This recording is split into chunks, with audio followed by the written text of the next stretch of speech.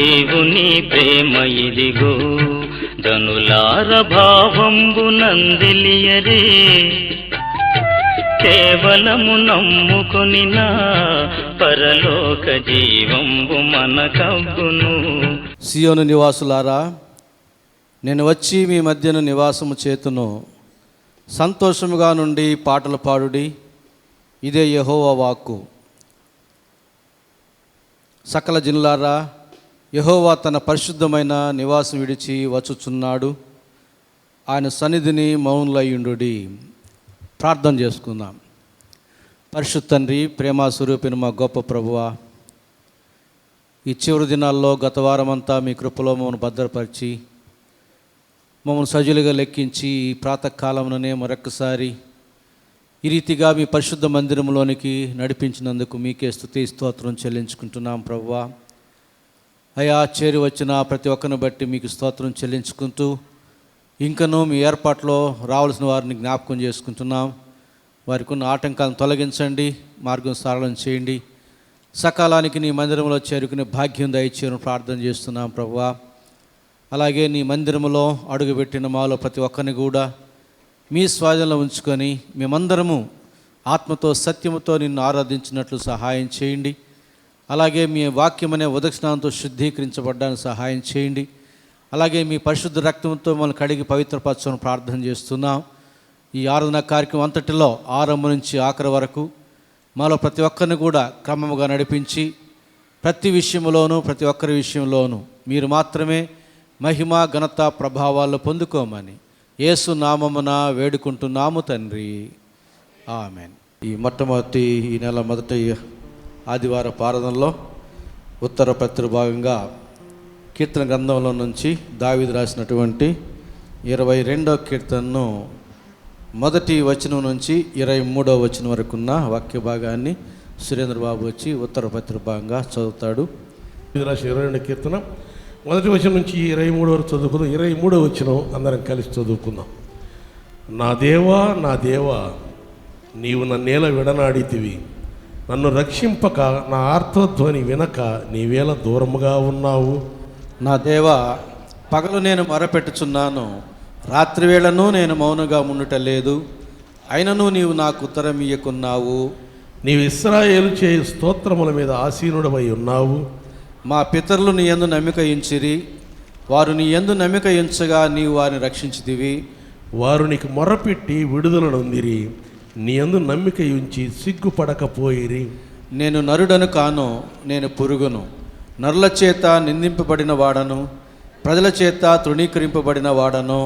నన్ను చూసువారందరూ పెదవులు విరిచి తల ఆడించుచు నన్ను అపహసించుచున్నారు.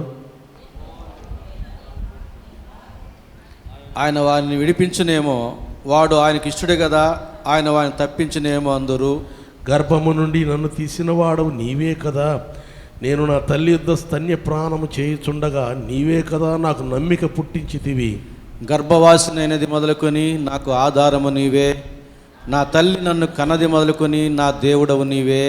శ్రమ వచ్చి ఉన్నది, సహాయము చేయువాడెవడను లేడు, నాకు దూరముగా ఉండకము.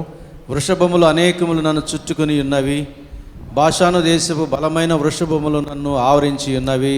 చీల్చుచును గర్జించుచునుండు సింహం వలె వారు నోళ్లు తెరచుచున్నారు. నేను నీళ్ల వల్లే పారబోయబడి ఉన్నాను, నా ఎముకలన్నీ స్థానము తప్పి ఉన్నవి. నా హృదయము నా అంతరంగమందు మైనము వలె కరుగుతున్నది. నా బలము ఎండిపోయి చిల్లపెంకు వలె ఆయను, నా నాలుక నా దవడను అంటుకొని ఉన్నది. నీవు నన్ను ప్రేతల భూమిలో పడవేసి ఉన్నావు. కుక్కలు నన్ను చుట్టుకొని ఉన్నవి, దుర్మార్గులు గుంపు కూడి నన్ను ఆవరించి ఉన్నారు. వారు నా చేతులను నా పాదములను పొడిచి ఉన్నారు. నా ఎముకలన్నీ నేను లెక్కింపగలను.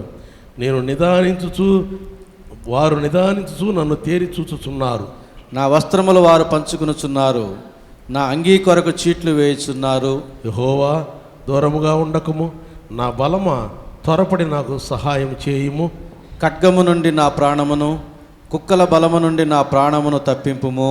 సింహపు నోట నుండి నన్ను రక్షింపుము. గురుపోతుల కొమ్ముల్లో నుండి నన్ను రక్షించి నా ఉత్తరం ఇచ్చి ఉన్నావు. నీ నామమును నా సహోదరులకు ప్రచురపరిచేదను, సమాజం మధ్యను నిన్ను స్తుతించేదను. యెహోవా యందు భయభక్తులు గలవారులారా ఆయన స్తుతించుడి. యాకోబు వంశస్థులారా మీరందరూ ఆయన్ను ఘనపరచుడి. ఇజ్రాయేలు వంశస్థులారా మీరందరూ ఆయనకు భయపడుడి. దేవుడి వదన వాక్యం దీవించునుగాక. ఆమేన్. పాటలు విందాం. మొదటిగా సంధ్య వచ్చి ఒక పాట పాడుతుంది, తర్వాత వాణెమ్మ, చివరిగా ఆనందు ఒక పాట పాడతాడు. పాడేదా స్తుతి గానము, కొనియాడేదా నీ నామము. పాడేదా స్తుతి గానము, కొనియాడేదా నీ నామము. నీవేనా ప్రేమానురాగం, క్షణమైనా విడువని స్నేహం. అతి శ్రేష్ఠుడా నా యేసయ్యా, నీవేనా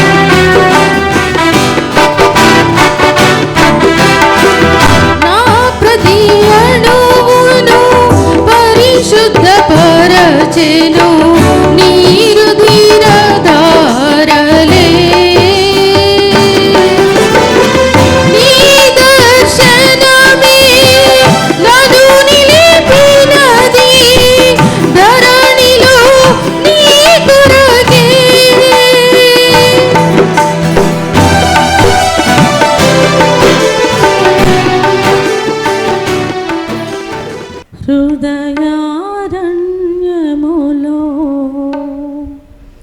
నే కృంగిన సమయములో నా హృదయారణ్యములో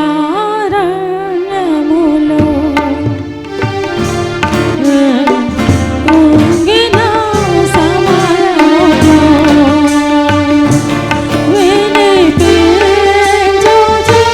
వినిపించుచున్నది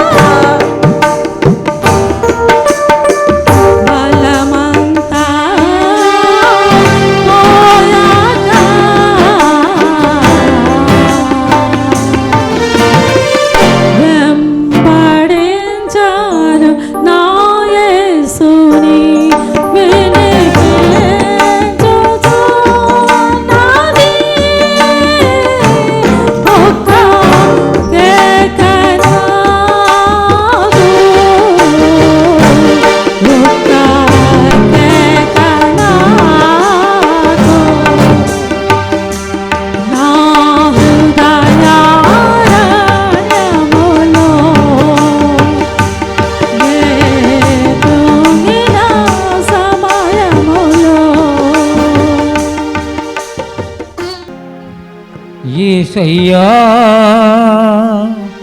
కనికర పూర్ణుడా మనోహర ప్రేమకు నిలయుడా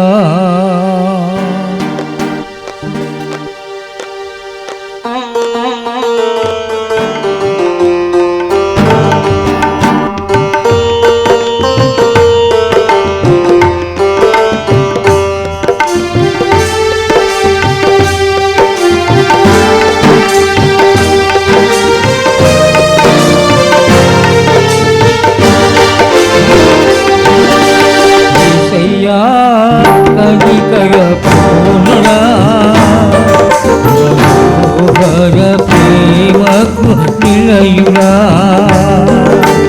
యేసయ్యా కనికర పూర్ణుడా మనోహర ప్రేమకు నిలయుడా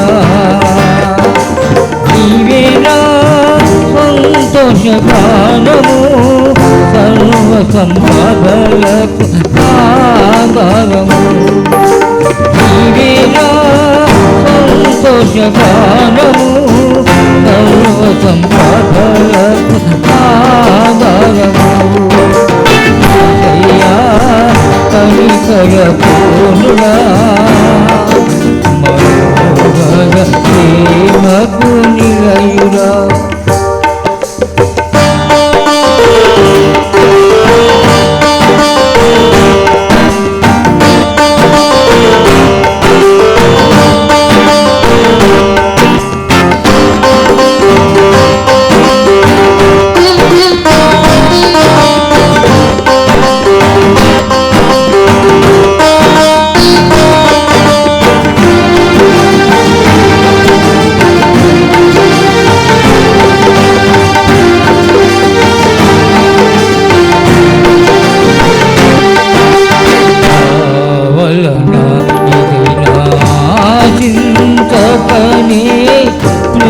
ప్రేమించితివి నన్ను రక్షించుటకు ఉన్నత భాగ్యము విడిచితివి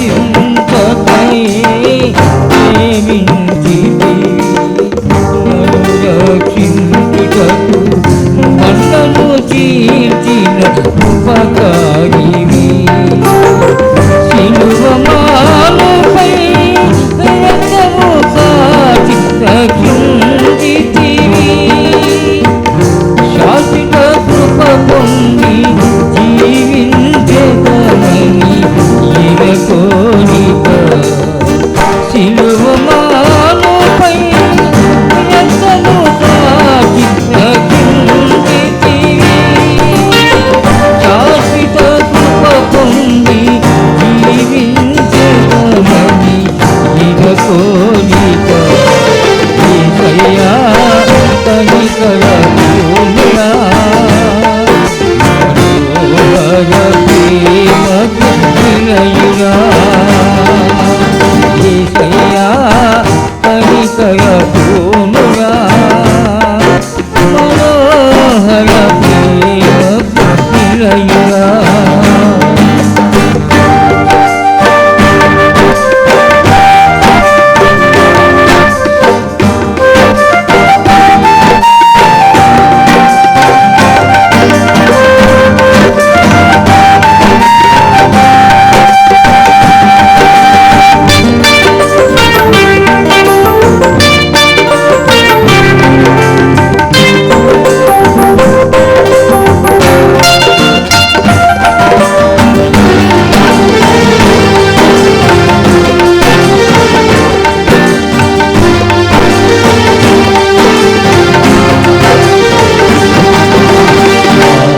కొరకు సర్వముగా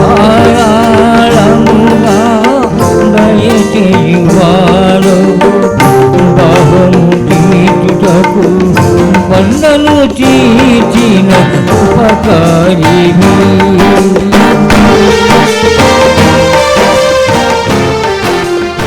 12వ అధ్యాయం 6వ వచనం నుంచి 16వ వచనం వరకు ఉన్న వాక్య భాగం. మన అధ్యాయ నిమిత్తమై ఏర్పాటు చేయబడిన వాక్య భాగము మత్తయి సువార్త 12వ అధ్యాయము 6వ వచనం నుండి 16వ వచనం వరకు చదువుకుందాం. దేవాలయము కంటే గొప్పవాడు ఇక్కడ ఉన్నాడని మీతో చెప్పుచున్నాను, మరియు కనికరమనే కోరుచున్నాను కానీ బలిని నేను కోరను అను వాక్యభావం మీకు తెలిసి ఉంటే నిర్దోషులను దోషులని తీర్పు తీర్చకపోదురు.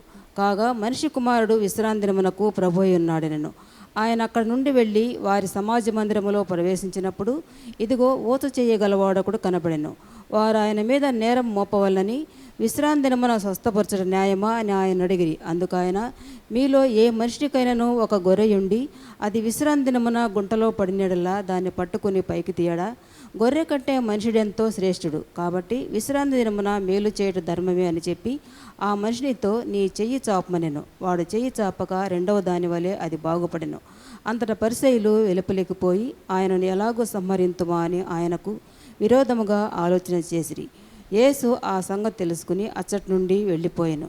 బహుజనులు ఆయన్ను వెంబడింపగా ఆయన వారందరినీ స్వస్థపరిచి తన్ను ప్రసిద్ధి చేయవద్దని వారికి ఆజ్ఞాపించెను.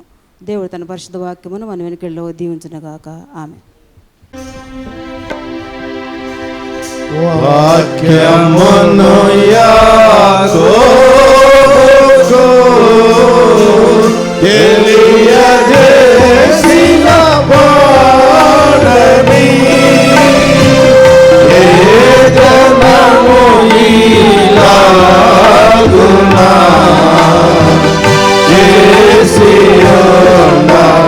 చేసియుండలేదని దేవునికి స్తోత్రము గానము చేయుటయే మంచిది.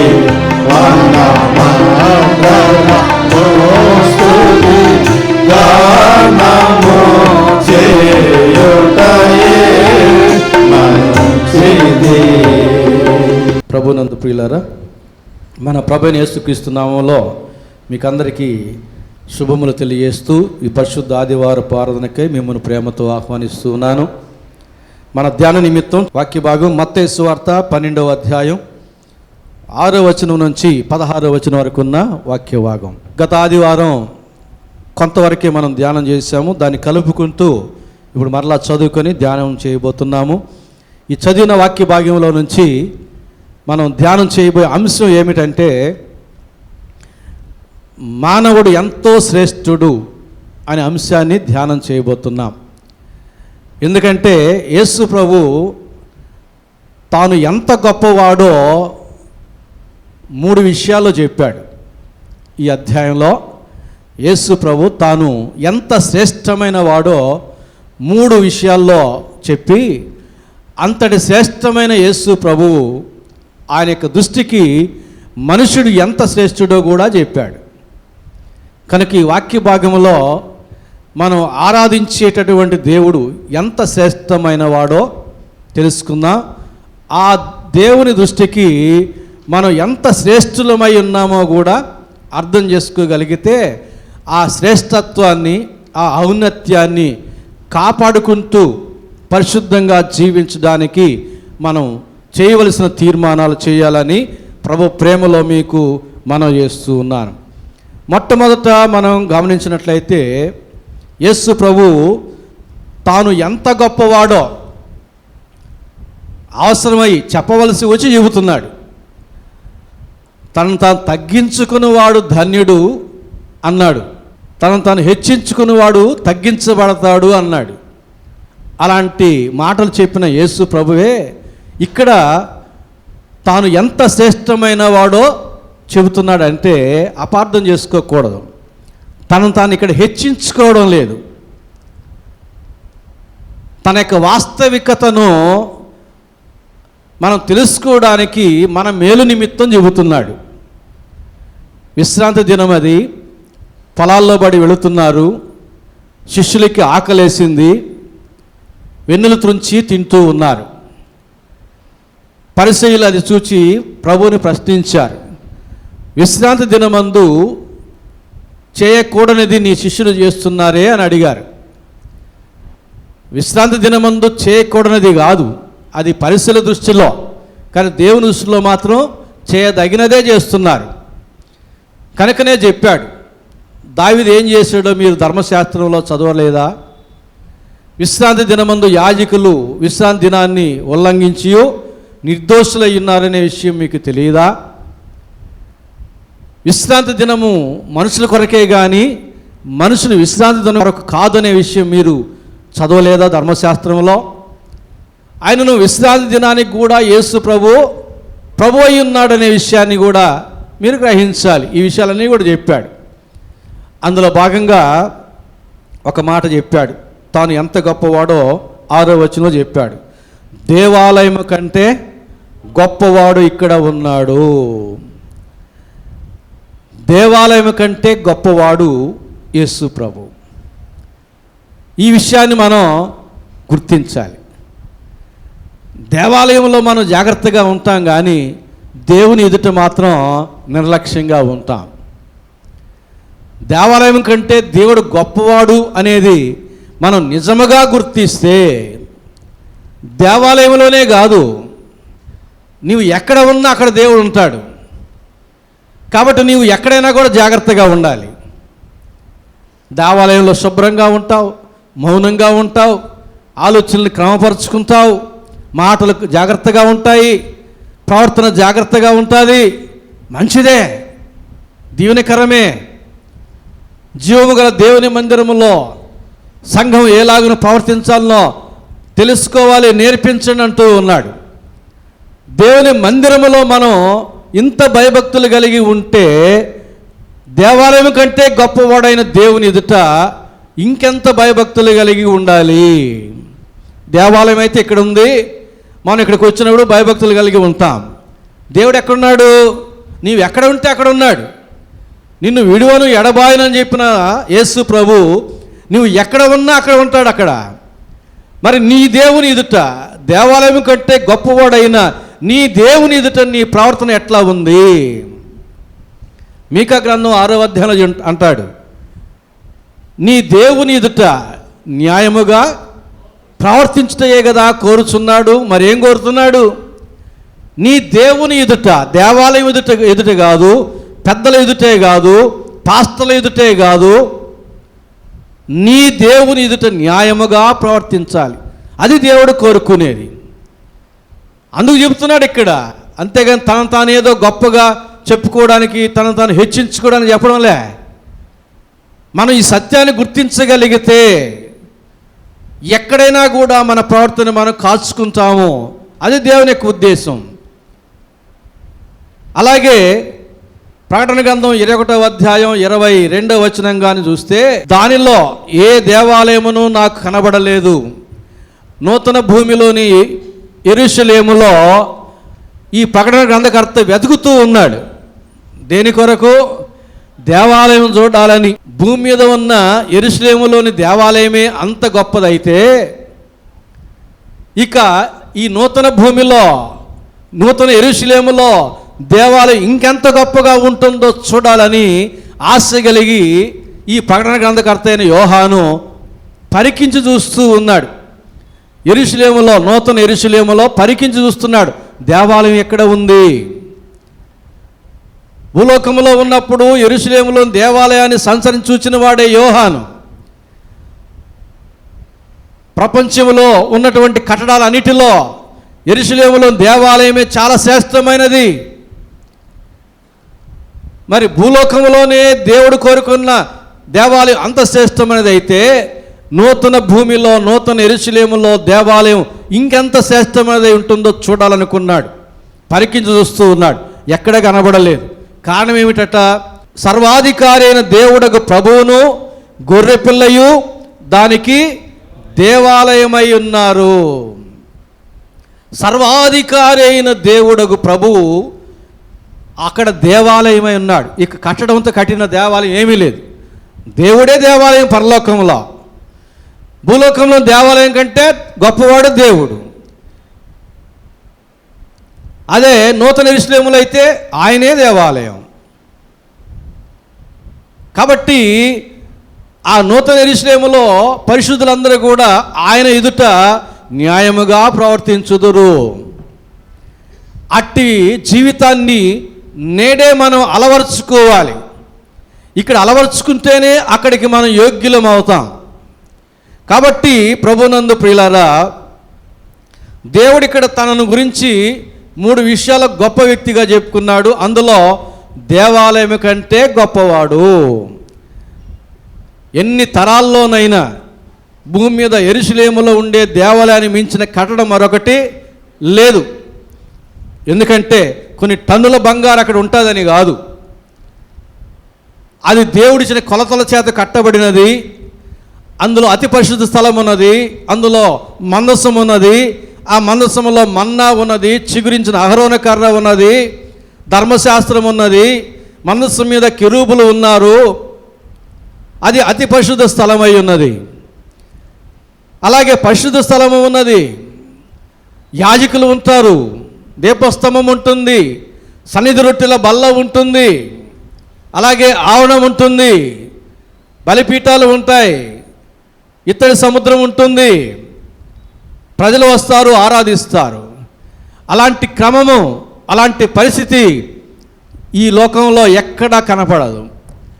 అంటే అన్ని తరాల్లో ఈ భూమి మీద శ్రేష్టమైన కట్టడమైనటువంటి దేవాలయం కంటే గొప్పవాడెవరు? యేసుక్రీస్తు మాత్రమే. కాబట్టి దేవాలయంలోనే మన ప్రవర్తన బాగా ఉండాలనుకున్నప్పుడు దేవుని ఎదుట ఇంకెంత జాగ్రత్తగా ఉండాలో ఆలోచన చేయండి. దేవుని ఎదుట మన ప్రవర్తన బహు జాగ్రత్తగా ఉండాలి. తాగినవాడు కొంచెం తప్పటడుగులు వేస్తూ నడుస్తూ ఉంటాడు. పోలీసు వాళ్ళు ఎదురయ్యారనుకోండి, స్టడీ అయిపోతాడు. ఎందుకని?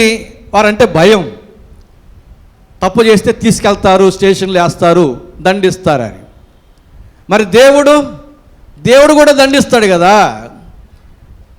వారు నీవు శరీరంతో చేసిన తప్పిదాలకే శిక్ష విధిస్తారు.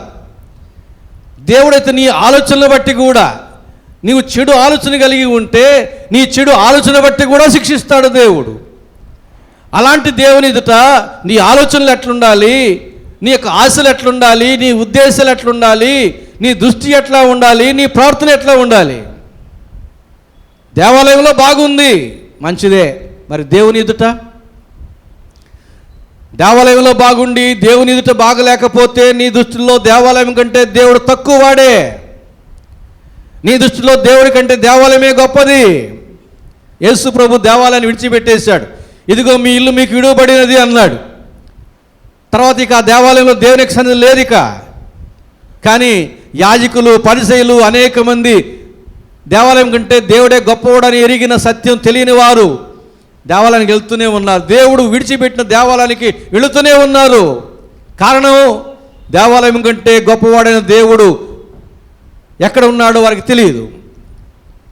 దేవుడే దేవాలయం కంటే గొప్పవాడన్న సత్యం వారికి తెలియదు. కాబట్టి అటు సత్యం ఎరిగినటువంటి అనేక మంది క్రైస్తవులు దేవుడి దగ్గరేమో నిర్లక్ష్యంగా వ్యవహరిస్తున్నారు, దేవాలయంలో ఏమో జాగ్రత్తగా ప్రవర్తిస్తున్నారు.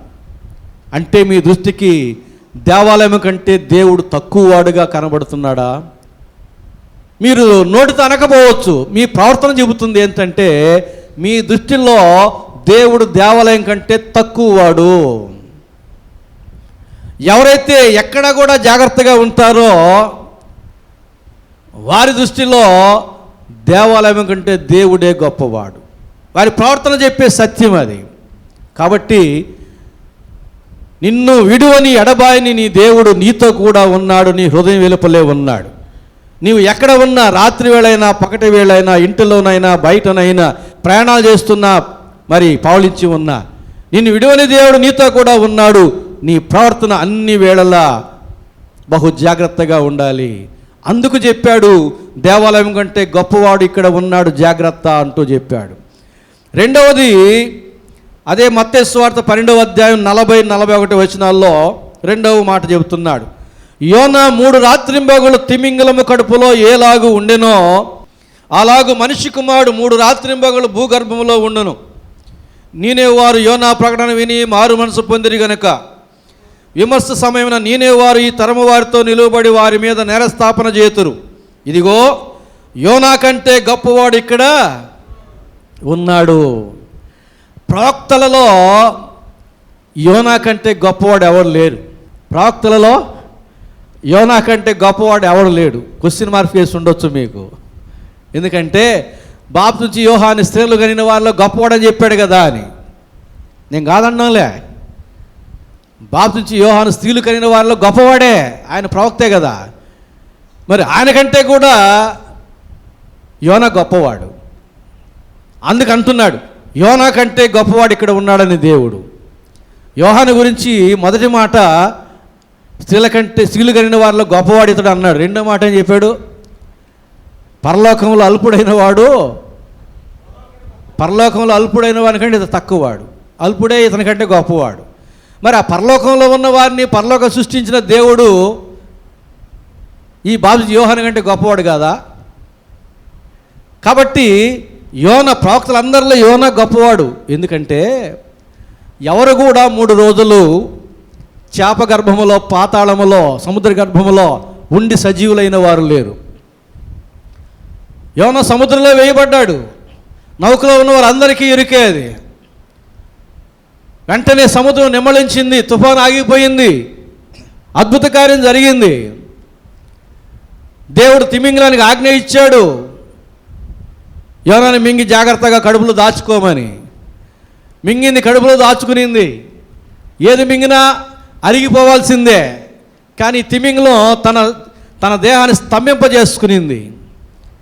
తాను మింగిన యోన అరిగిపోకూడదు, జాగ్రత్తగా తిరిగి దేవునికి అప్పచెప్పాలి. 3 రోజులు దానికి అన్నపానములు లేవు, అరుగుదల లేదు, దేహానికి శక్తి లేదు.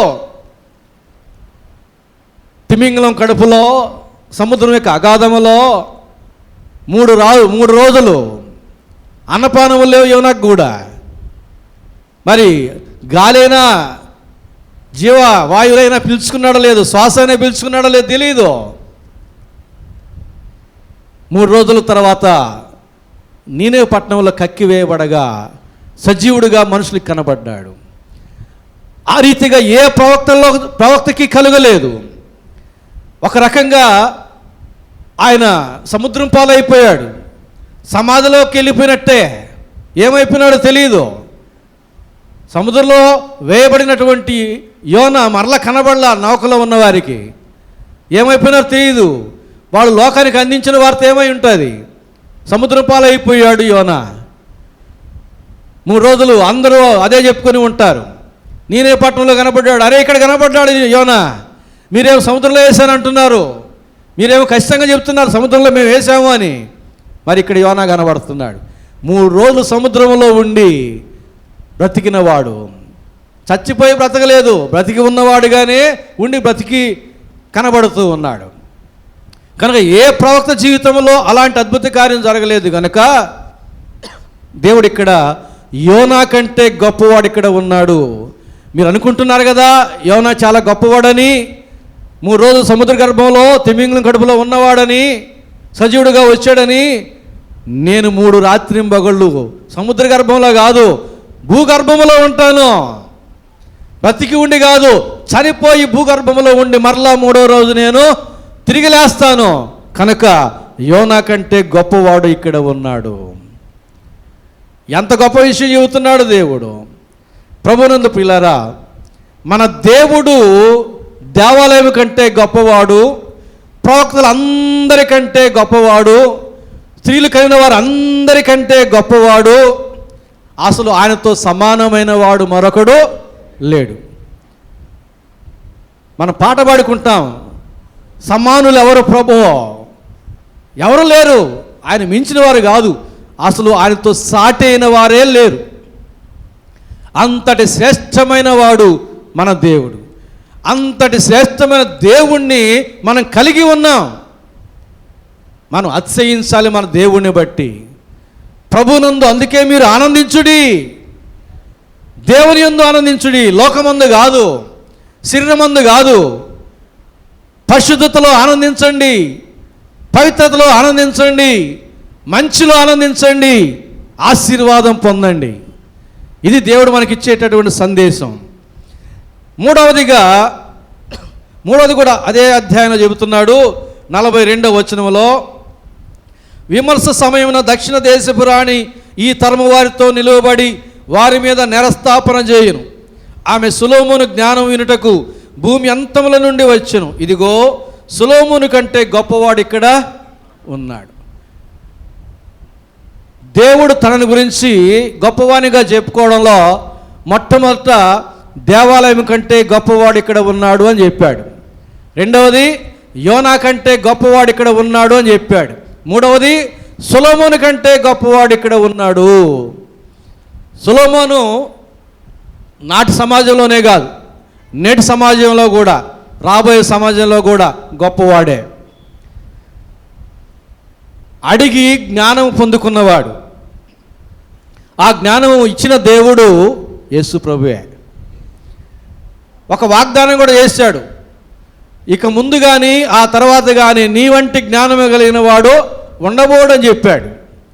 కాబట్టి అన్ని తరాల్లో సొలొమోనే గొప్పవాడు. ఆయన రాసిన సామెతలు, ఆయన చెప్పిన కీర్తనలు, వీటన్నిటినీ, ఆయన యొక్క రాజ్యము, ఆయన కట్టిన కట్టడాలు, ఆయన తీర్చినటువంటి తీర్పులు ఆశ్చర్యకరములు. అందరి దృష్టిలో గొప్పవాడు. అలాగే ఇదిగో మీ దృష్టిలో గొప్పవాడైనటువంటి సొలొమోను కంటే గొప్పవాడు ఇక్కడ ఉన్నాడు. సొలొమోనుకి జ్ఞానం ఇచ్చింది నేనే అనేది యేసు ప్రభు యొక్క మాట. కొలస్సీ 2:3 బుద్ధి జ్ఞానముల యొక్క సర్వ సంపదలు క్రీస్తులో ఉన్నవి. బుద్ధి జ్ఞానముల యొక్క సర్వ సంపదలు క్రీస్తులో ఉన్నాయి. సొలొమోనుకి ఇచ్చింది జ్ఞానం యేసు ప్రభువే. కాబట్టి మన దేవుడు ఎంత శ్రేష్టమైన వాడో మనం గుర్తించాలి. ఆయన స్థాయిని మనం తగ్గించి వ్యవహరించకూడదు. ఎక్కడా కూడా దేవుని స్థానాన్ని దేవునికి ఇవ్వాలంతే, ఇంకొకరికి ఇవ్వకూడదు. దేవుని స్థానాన్ని కూడా మనం తగ్గించకూడదు. ఏమాత్రం దేవుడు ఓర్చుకోలేడు.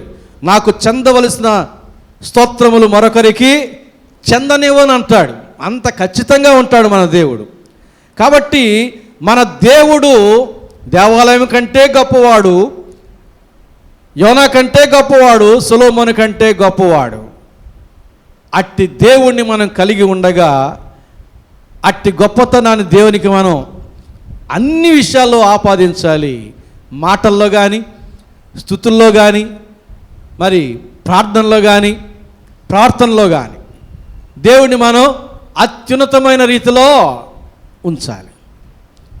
ఆయనకంటే గొప్పవాడు కాదు, ఆయనతో సమానమైన వాడు కూడా ఎవ్వరూ లేరు. ఆయన సమీపించగలిగిన వారు అసలు ఎవరు లేరు. సమీపింపరానంత తేజస్సుతో ఉన్నవాడు మన దేవుడు. ఆయన దృష్టిలో మనిషి కూడా అంతటి శ్రేష్టమైన దేవుని యొక్క దృష్టిలో మనిషి కూడా శ్రేష్టమైన వాడుగా ఉంటే అది ఇంకెంత గొప్ప ఆధిక్యత మనకు. 1 కొరింథీ 3:16-17 అంటాడు, మనిషిని అంటాడు, నీ దేహము దేవుని ఆలయమై ఉన్నది. అంత శ్రేష్టమైన దేవుని యొక్క దృష్టిలో మనిషి యొక్క దేహము దేవాలయమై ఉన్నది.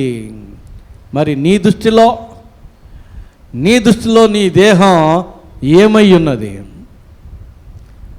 నీ ఆశలు తీర్చుకునే సాధనమై ఉన్నదా, లేదా పాపపు జీవితాన్ని కట్టుకోవడానికి ఒక సాధనంగా వాడుతున్నావా?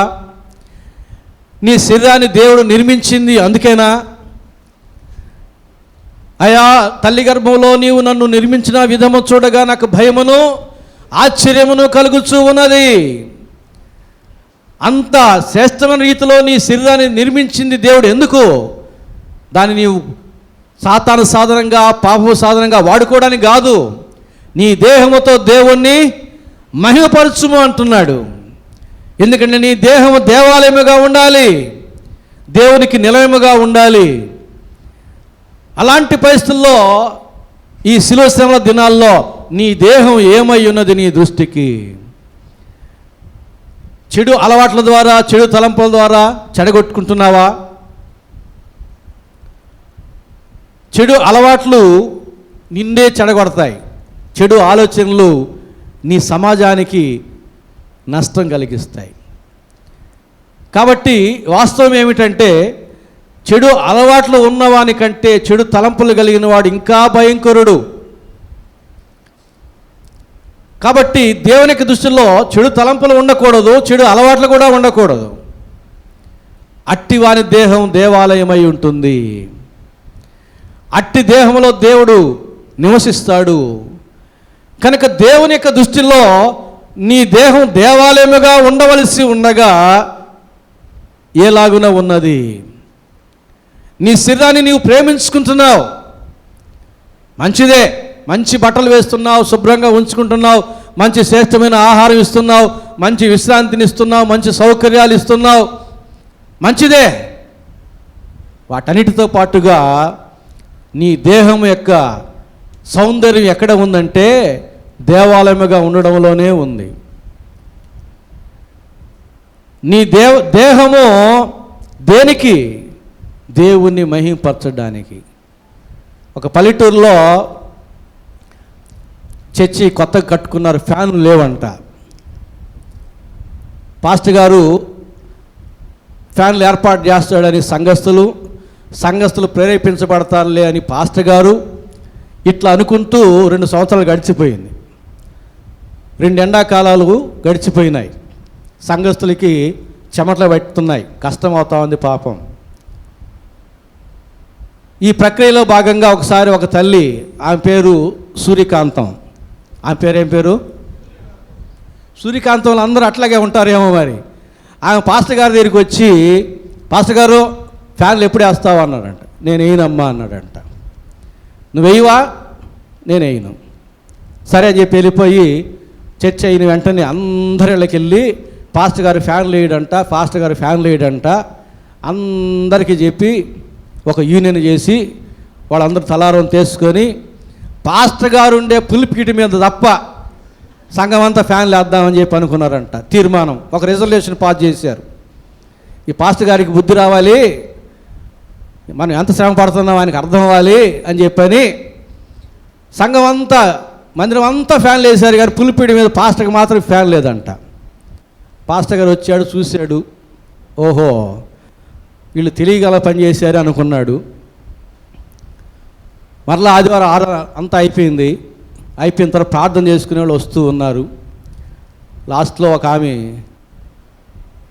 అదే సూర్యకాంతం వచ్చి, అమ్మ ఈ పని జరిగింది, చాలా సంతోషం, చూడ్డానికి బాగలేదమ్మా, ఇక్కడ ఫ్యాన్ లేదు, చూడ్డానికి కూడా బాగలేదమ్మా అన్నాడంట.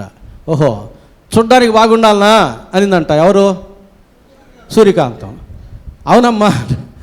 సరే, మరుసటి ఆదివారానికి ఫ్యాన్ వేసి ఉందంట పులిపేట మీద. పాస్టర్ గారు దాని స్విచ్ ఎక్కడ ఉందో ఎతికితే ఎక్కడా లేదంట. సూర్యకాంతం ఏమమ్మా అంటే, అది చూసుకోవడానికి కానీ వేసుకోవడానికి కాదనిందంట.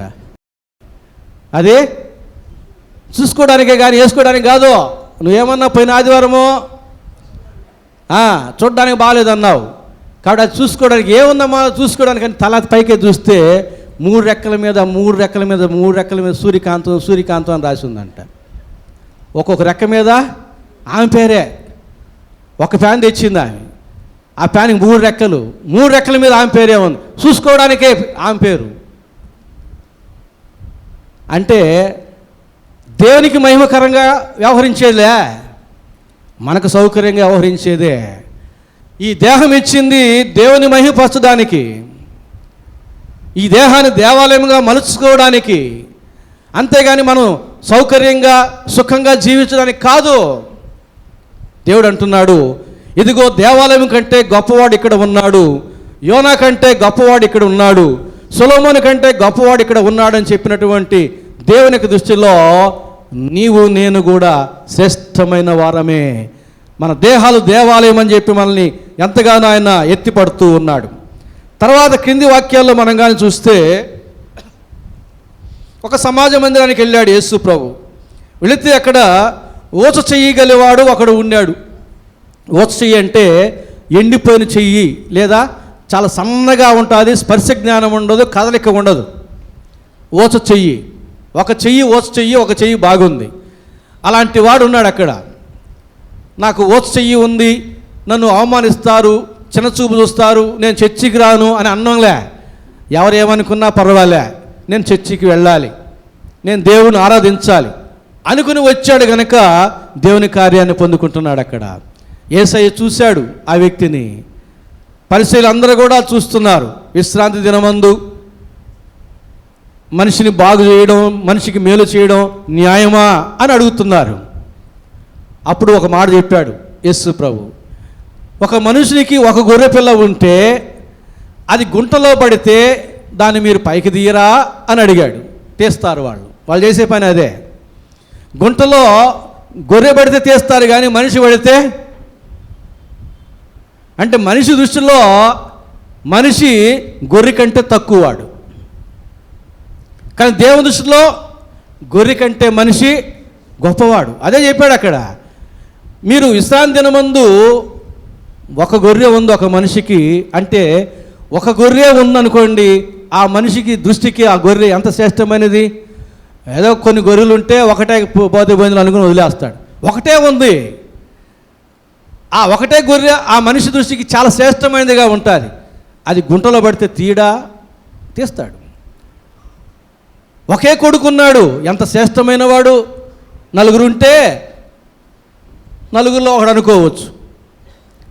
ఒకడే ఉన్నప్పుడు ఎంత శ్రేష్టమైన వాడై ఉంటాడు. వానికి మేలు చేయడం ధర్మమే కదా. దేవుడు ఏం చెప్పాడంటే, మీరు గమనించినట్లయితే ఆదికాండం 3వ అధ్యాయం 21వ వచనంలో, ఒక ఆదాము అవ్వలకి దేవుడు యెహోవా ఆదామునకును అతని భార్యకును చర్మపు చొక్కాయలను చేయించి వారికి తొడిగించెను. ఎందుకని అక్కడ మత్తయి సువార్తలో మనం చదివితే ఆ మాటలను చెప్పిన తర్వాత, నేను కనికరమనే కోరుచున్నాను కానీ బలిని నేను కోరడం లేదు అన్నాడు. అంటే గుంటలో పడిన మానవుడు, గొర్రె కానీ మానవుడు కానీ నశించిపోవడం నాకు ఇష్టంలే, బలైపోవడం నాకు ఇష్టంలే. కనికరము ద్వారా వారు రక్షించబడాలి, అది దేవుడు కోరుకునేది. కనుక నేను కనికరమనే కోరుచున్నాను కానీ బలిని నేను కోరనని చెప్పిన దేవుడు ఆదికాండంలోనే 3వ అధ్యాయంలోనే ఆదామవ్వలు పాపం చేసి సిగ్గు ఎరిగిన తర్వాత దేవుని యొక్క ఎదుటికి రాకుండా దాక్కుంటూ ఉంటే వారికి ఏం చేశాడు, వారికి బాగా మచ్చికగా ఉన్నటువంటి, రోజు దానితో సహవాసంలో ఉన్నటువంటి ఆ పొట్టేలను చంపి ఆ చర్మపు చొక్కాలు చేయించి వారికి ఇచ్చాడు. వారు చూస్తూ ఉన్నారు పొట్టేలుని చంపడం. అప్పుడు ఆదామవ్వలకి దాని మీద ఒక కనికరం, అయ్యో ఇప్పటి వరకు రోజు మాతోనే ఉండేది, మా వెంబడి వచ్చేది, మాతో ఒక ఫ్రెండ్ లాగా ఆడుకునేది, ఇప్పుడు మేము తప్పు చేసినందువల్ల దేవుడు దాన్ని చంపాడు, దాని చర్మాన్ని తీసి మాకు చొక్కాలు చేపించి ఇచ్చాడు. కాబట్టి మా ఒంటి మీద ఉన్న ఈ చొక్కాలు మాకు జ్ఞాపకం చేసేది ఏమిటంటే, ఓ మానవుడా ఇక తప్పు చెయ్యొద్దు, నన్ను చంపొద్దు అని జ్ఞాపకం చేస్తూనే ఉంటాయి. అంటే తన తప్పిదాన్ని బట్టి చంపబడినటువంటి ఆ యొక్క గొర్రె మీద కనికరము కలిగి ఉంటే మానవుడు ఇక తప్పు చేయడు. కనికరమే లేకుండా ఉంటే ఆ గొర్రె కదా, వాడు కావచ్చు 2 అని అనుకుంటే హృదయ కాఠిన్యము కలిగిన వాడు తప్పులు చేస్తూనే ఉంటాడు. అందుకని మనం తప్పుదోవలో నడవకుండా ఉండడానికి, తప్పు చేయకుండా ఉండడానికి మనలో ఏముండాలని కోరుకుంటున్నాడు, కనికరము ఉండాలని కోరుకుంటున్నాడు. బలి సాంప్రదాయం పెట్టింది కూడా అందుకే. ఏదైనా తోటలో ఆ యొక్క గొర్రెపిల్లని పొట్టేలు చంపి చర్మపు చొక్కాలు చేయించింది అందుకే. అలవాటు అయిపోయింది. దేవుడు బలి సాంప్రదాయం ఇచ్చాడు ధర్మశాస్త్రంలో. ఆ బలి పశువు తనకలాడుతూ ఉంటే దాన్ని చూచి మనిషి మారుతాడు, జాలిపడుతాడు. అరే నేను చేసిన తప్పిదానికి ఇదిగో ఇది ప్రాణం విడుస్తూ ఉంది, అల్లాడుతూ ఉంది, ఇంక నేను చేయకూడదు తప్పు అని అనుకుంటాడు, తన జీవితాన్ని సరి చేసుకుంటాడు అని బలి సాంప్రదాయాన్ని పెట్టాడు. అలవాటు అయిపోయింది కాలానుగుణంగా. మనిషి హృదయంలో కనికరం లేదు, కాఠిన్యం వచ్చేసింది. ఇక అన్నిటికంటే ఘోరమైన బలి తానే అయ్యాడు. ఘోరాతి ఘోరమైన బలి తానే అయ్యాడు. ఎందుకంటే మనలో ఆ యొక్క సిలువను చూచినప్పుడు జాలి కలిగి, నా పాపముల కొరకు కదా, నా కోసం కాదా యేసయ్య ఎంతగా సిలువలో శ్రమపడింది అని మనం అర్థం చేసుకుని ఆయనకు విరోధంగా పాపం చేయకుండా ఉంటామని ఆ ఘోరమైన బలియాగాన్ని తానే జరిగించినాడు. అందుకు ఆయన చెట్టి భానుమూర్తి గారు అనుభవం రాశాడు పాటలో, సిలువను చూచు కొలది శిల సమానమైన నా మనసు కరిగి నలిగి నీరగుచున్నదిరా అంటాడు. కఠినమైన శిలతో సమానమైన బండలాంటి నా యొక్క గుండె, నా హృదయం సిలువలో వేలాడుతున్న యేసుని చూస్తూ ఉంటే కరిగిపోయింది, కన్నీళ్లు వచ్చాయి, నా హృదయ కాఠిన్యమంతా తొలగిపోయింది. యేసయ్యా నీవే నాకు శరణం. జీవితాన్ని మార్చుకున్నాడు. ఆయన జీవితంలో సిలువ వ్యర్థం కాలేదు. ఈ సిలువ శ్రమ దినాల్లో, పరిశుద్ధ బల సిద్ధపరచబడి ఉన్న ఈ దినముల్లో మన జీవితాలు ఎట్లా ఉన్నాయి? మనం ఏ రీతిగా వ్యవహరిస్తున్నాం? ఎలాంటి ప్రవర్తన కలిగి ఉంటున్నాం? మన జీవితంలో సిలువ ఆశీర్వాదకరంగా ఉందా, లేక మరలా ఆయన అదృశ్యంగా సిలువ మరణానికి గురి చేస్తూ ఉన్నామా? ఒకసారి మనం ఆలోచన చేసుకోవాలి. లేవికాండం 19వ అధ్యాయం 22వ వచనంలో బలి వలన పాప క్షమాపణ కలుగుతుందన్న విషయం మీకు అర్థమవుతుంది. అలాగే మత్తయి సువార్త 26వ అధ్యాయం 28వ వచనంలో ఇది నా రక్తము, అనగా పాప క్షమాపణ నిమిత్తం అనేకల కొరకు చిందింపబడుచున్న నిబంధన రక్తము. తానే ఘోరమైన బలియాగం జరిగించాడు. అంటున్నాడు, కనికరమునే కోరుచూ ఉన్నాను. 69వ కీర్తన 20వ వచనంలో అంటున్నాడు, కరుణించు వారి కొరకు కనిపెట్టుకుంటేనే గాని ఎవరునో లేకపోయిరి. సిలువలో వేలాడుతూ ఉన్నాడు, రక్తం ఓడుస్తూ ఉన్నాడు, శక్తి అంతా ఉడిగిపోతూ ఉంది.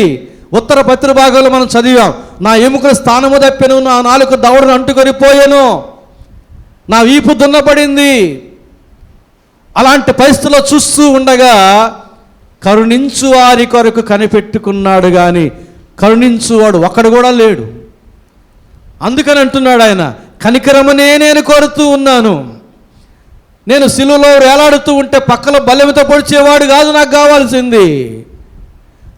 చేదు చిరకను నా నోటికి అందించువాడు కాదు నాకు కావాల్సింది. నా మీద జాలిపడువాడు నాకు కావాలి, నా మీద కనికరం చూపేవాడు నాకు కావాలి. అందుకంటున్నాడు, బలిని నేను కోరడం లేదు, కనికరం నేను కోరుచూ ఉన్నాను.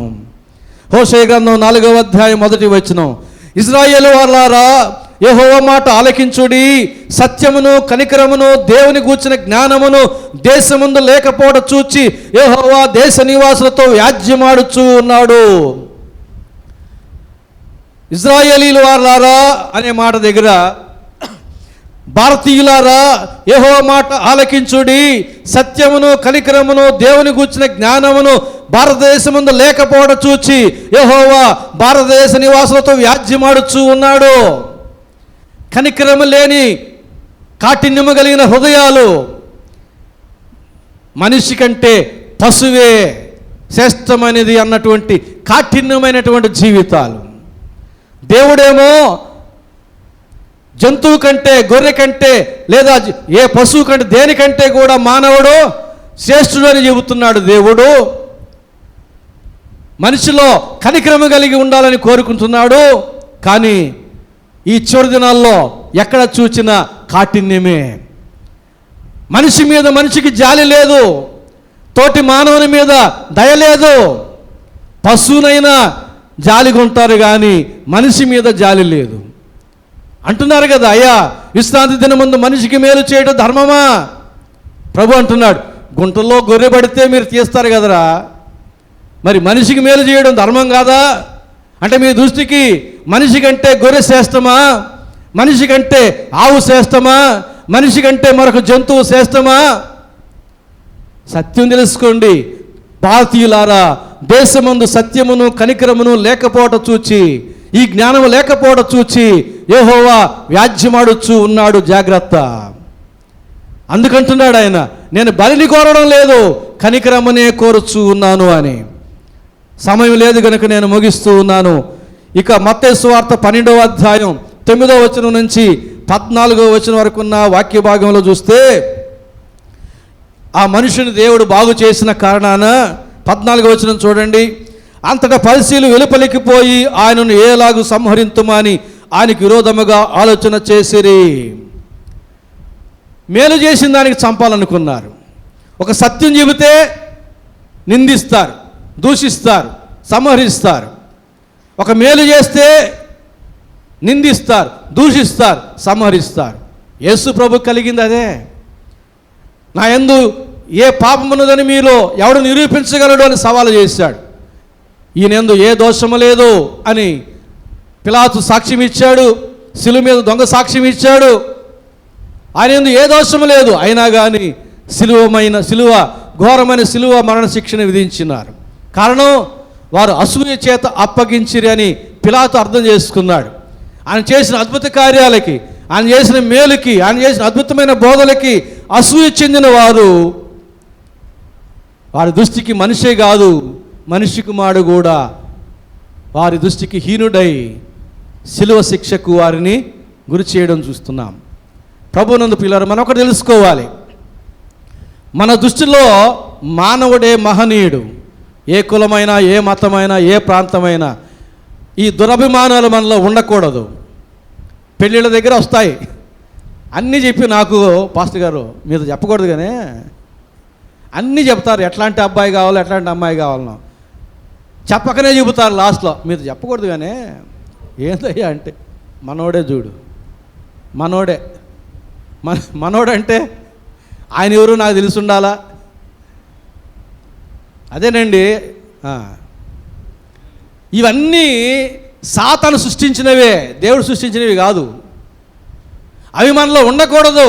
దేవుని యొక్క ప్రేమ వీటన్నిటికీ అతీతమైనది. క్రీస్తు యేసు కలిగిన మనసు వీటన్నిటికీ అతీతమైనది. దేవుని ప్రజలు వీటన్నిటికీ అతీతమై ఉండాలి. కాబట్టి మనిషిని ప్రేమించడం నేర్చుకోవాలి. చిన్నప్పుడు 4 ఎద్దుల కథ విన్నారా? 4 ఎద్దులు 4 దిక్కులు మేస్తూ ఉంటాయి. సింహం వస్తుంది మధ్యలోకి. ఏం చేస్తాయి 4 ఎద్దులు? 4 ఎద్దులు కలిసి సింహాన్ని తరిమేస్తాయి. 4 ఎద్దులు కలిసి ఉన్న చిన్నప్పటి కథ అది. తోటి ఎద్దుకి ఏదైనా కీడు జరుగుతుందేమోనని ఎద్దులన్నీ ఒకటి అవుతాయి, మృగరాజుని ఎదిరిస్తాయి, జయిస్తాయి, తమ తోటి ఎద్దుని కాపాడుకుంటాయి. ఏది మానవ జాతులు అలాంటి తత్వం. తోటి మానవుడి మీద జాలి ఏది? తోటి మానవుని మీద కనికరం ఏది? పశువు మీద ఉన్న ప్రేమ మనిషి మీద ఎందుకు లేదు? దేవుడు ఏమి ఏర్పాటు చేశాడు తెలుసా? ఆదికాండం 1వ అధ్యాయం 28వ వచనం చూడండి. ఆదికాండం 1వ అధ్యాయం 28వ వచనంలో దేవుడు మనకిచ్చినటువంటి ఆధిక్యత నేను చదువుతాను చూడండి. 28వ వచనం. దేవుడు వారిని ఆశీర్వదించెను ఎట్లనగా, మీరు ఫలించి అభివృద్ధి పొంది విస్తరించి భూమిని నిండించి దాన్ని లోబర్చుకునుడి. సముద్రపు చేపలను, ఆకాశ పక్షులను, భూమి మీద ప్రాకు ప్రతి జీవిని ఏలుడని ఉందా? పూజించుడని ఉందా? ఏలుడి అని ఉంది. ప్రతి జీవిని అంటే అందులో ఆవు కూడా ఉందా? అంటే ఆవుని ఏలాలనా పూజించాలనా? అంటే ఆవు మనిషి కంటే గొప్పదా తక్కువదా? అలాగే పొట్టేలు మనిషి కంటే తక్కువ ఎక్కువ? అలాగే ఎద్దు, దున్నపోతు, బర్రి, నువ్వు పక్షి తీసుకో, చేపలు తీసుకో, ఏదైనా జలచరాలు, భూచరాలు, ఏదైనా సరే మనిషే గొప్పవాడు. దేవుడు మనిషికి ఆధిక్యత ఇచ్చాడు. ఏలవయ్య వాటన్నిటినీ లోపరుచుకో. జలప్రళయం అయిన తర్వాత మరలా ఏం చేశాడు తెలుసా? 9వ అధ్యాయం, ఆదికాండం 9వ అధ్యాయం 2వ వచనం చూడండి. జలప్రళయం అయిన తర్వాత మరొక పని చేశాడు దేవుడు. ఆదికాండం 9వ అధ్యాయం 2వ వచనం. మీ భయమును మీ బెదురును అడవి జంతువులన్నిటికీ, ఆకాశ పక్షులన్నిటికీ, నేల మీద ప్రాకు ప్రతి పురుగుకును, సముద్రపు చేపలన్నిటికీ కలుగును, అవి మీ చేతికి అప్పగింపబడి ఉన్నవి. మనిషి అంటే భయం భూజంతువులకి, సాధు జంతువులైనా క్రూర జంతువులైనా. ఎందుకంటే దేవుడు కలుగు చేశాడు. జలప్రళయం అయిన తర్వాత మీ బెదురును మీ భయమును వాటికి కలుగు చేశాను నేను. కాబట్టి మీరు వాటిని ఏలుడి, వాటిని లోబర్చుకునుడి అని దేవుడు మనకు అధికారం ఇచ్చి ఆధిక్యత ఇస్తే ఆ సత్యం ఎరిగినటువంటి వారు ఏం చేస్తున్నారు? అందుకంటున్నాడు, ఇజ్రాయేలీలారా నక్కడ భారతీయులారా, దేశముందు ఇట్టి సత్యము, ఇట్టి కనికరము, ఇట్టి జ్ఞానము లేకుండా చూచి యెహోవా మాట్లాడుతున్నాడు, ఆలకించండి, జాగ్రత్త సుమా. వ్యాజ్యమాడుతాడు దేవుడు. ప్రభునందు ప్రియులారా, దేవుడు మనకిచ్చిన ఆధిక్యతను మనం గుర్తించాలి. అలాగే దేవుని యొక్క ఔన్నత్యాన్ని కూడా గుర్తించాలి. దేవాలయం కంటే గొప్పవాడు దేవుడు. నువ్వు ఎక్కడ ఉన్నా నీ ఎదుట దేవుడు ఉన్నాడు. దేవాలయంలో ఉన్న నీ ప్రవర్తన దేవుని ఎదుట ఇంకా జాగ్రత్తగా ఉండాలి. ఇది నేర్చుకోవాలి. రెండవది, అంతటి శ్రేష్టమైన దేవుని యొక్క దృష్టిలో నీవు చాలా శ్రేష్టమైన వ్యక్తివి. ఈ లోకంలో నీవే శ్రేష్టమైన వ్యక్తివి. ఒకడు లోకమంతా సంపాదించుకుని తన ప్రాణాన్ని పోగొట్టుకుంటే ఏం ప్రయోజనం? దేవుని యొక్క దృష్టిలో లోకము కంటే నీవే శ్రేష్టమైన వ్యక్తివి. అలాంటి నీవు అల్పమైన జీవితం ఎందుకు జీవిస్తావు? ఘనమైన జీవితం జీవించు. అంటే సౌకర్యాలు ఉండక్కర్లే, మనం దేవుని యందు జీవిస్తూ ఉంటే చాలు. మనం భక్తి కలిగి జీవిస్తూ ఉంటే చాలు. భూమి మీద భక్తులే శ్రేష్ఠులు, వారే కేవలం నాకు ఇష్టులు. అంతటి గొప్ప దేవుని యొక్క దృష్టిలో ఎవరైతే భక్తి కలిగి జీవిస్తారో అట్టివారు దేవుని యొక్క దృష్టికి శ్రేష్టమైన వారు. ఈ శిలువ శ్రమల దినాల్లో, ఈ ప్రభు బల సిద్ధపరిచిన ఈ యొక్క దినమందు దేవునికి దృష్టిలో నీవు శ్రేష్టమైన వ్యక్తిగా ఉన్నావా లేదా? నీ దృష్టిలో దేవుడు శ్రేష్టమైన వ్యక్తిగా ఉన్నాడా లేదా? చివరిగా నేను చెప్పే మాట, అంత గొప్ప దేవుని దృష్టిలో నీవు చాలా శ్రేష్టమైన వ్యక్తివి. మరి నీ దృష్టిలో దేవుడు అంత శ్రేష్టమైన వాడుగా ఉన్నాడా? ఉంటే అంతటి శ్రేష్టమైన దేవుని ఎదుట నీ ప్రవర్తన తగిన రీతిగా ఉన్నదా? ప్రార్థన చేసుకుందాం. ప్రేమ స్వరూపిన మా గొప్ప తండ్రి, పరిశుద్ధ ప్రభువా, మీ ప్రేమను బట్టి, మీ కృపను బట్టి మీకే స్తుతి స్తోత్రం చెల్లించుకుంటూ ఉన్నాం. మీ వాక్యమనే ఉదయస్నానంతో శుద్ధీకరించారు, మీకు స్తోత్రం చెల్లించుకుంటున్నాం ప్రభువా. దేవాలయం కంటే గొప్పవాడవు, యోనా కంటే గొప్పవాడవు, సొలొమోను కంటే గొప్పవాడవు. అసలు నీతో సమ్మైన వారు ఎవరు లేరు నా ప్రభువా. అట్టి మీ దృష్టిలో మనుషులమైన మేము ఎంతో శ్రేష్టమైన వారముగా మీరు మమ్మల్ని గురించి చెప్పిన మాటలను బట్టి మీకే స్తోత్రములు ప్రభువా. మా దృష్టిలో కూడా మీరే శ్రేష్టమైన వ్యక్తిగా మేము వ్యవహరించడానికి సహాయం చేయండి. మా జ్ఞానము దయచేయండి, మా హృదయ కాఠిన్యం తొలగించండి, కనికరము దయచేయండి. మా దేశవాసులందరికీ కనికరము కలిగిన హృదయం దయచేయండి. నీ సత్యాన్ని గ్రహించడానికి సహాయం చేయండి.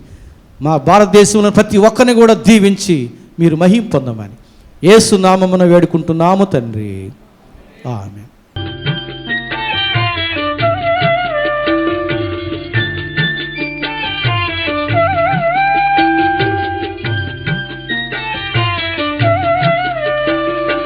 దేవుని ప్రేమ ఇదిగో, జనులార భావంబు నందిలియరే. కేవలము నమ్ముకొనినా పరలోక జీవంబు మనకబ్బును, పరలోక జీవంబు మనకబ్బును.